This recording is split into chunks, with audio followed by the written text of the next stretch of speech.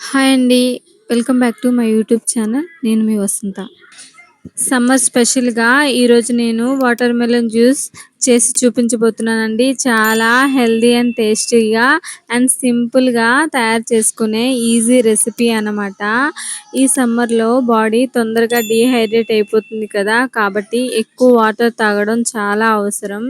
అందుకని వాటర్ మెలన్‌లో ఎక్కువ క్వాంటిటీలో వాటర్ ఉంటుంది కాబట్టి వాటర్ మెలన్ వీక్లీ 1 టైమ్ తీసుకోవడం వల్ల చాలా మంచిదండి. బాడీకి చాలా చలవ చేస్తుంది. ఇక్కడ వాటర్ మెలన్ జ్యూస్ తయారు చేయడం కోసం వాటర్ మెలన్ ముక్కల్ని విత్తనాలు తీసేసి తీసుకోవాలండి. ఇక్కడ నేను బ్లెండర్‌లో వేస్తున్నాను. మీ దగ్గర మిక్సీ జార్ ఉంటే గనక మిక్సీ అయినా చేసుకోవచ్చు. నా దగ్గర బ్లెండర్ ఉందండి. బ్లెండర్‌లో వేసి బ్లెండ్ చేస్తున్నాను.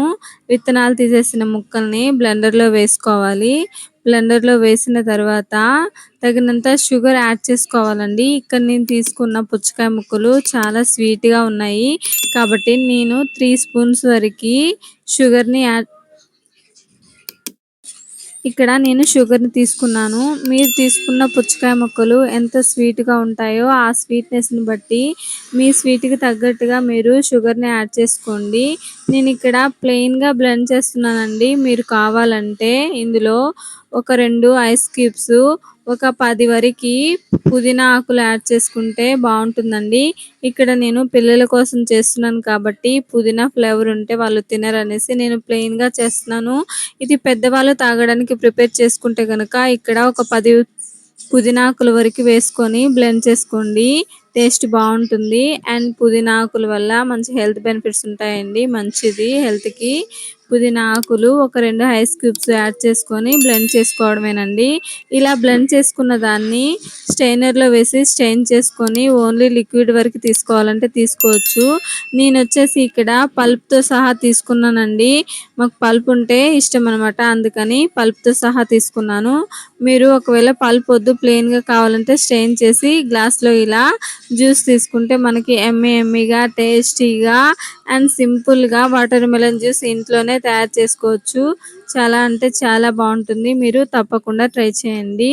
ఇంకా పిల్లలైతే ఇలా జ్యూస్ తాగరు కదండీ! అందుకోసం అనేసి పిల్లల కోసం ఇలా ఐస్ ట్రే ఉంటుంది కదా! ఐస్ ట్రేలో క్లీన్‌గా వాష్ చేసుకొని ఆ ఐస్ ట్రేలో జ్యూస్‌ని యాడ్ చేసుకోవడమేనండి. జ్యూస్ మొత్తాన్ని ఐస్ ట్రేలో నింపుకోవాలి.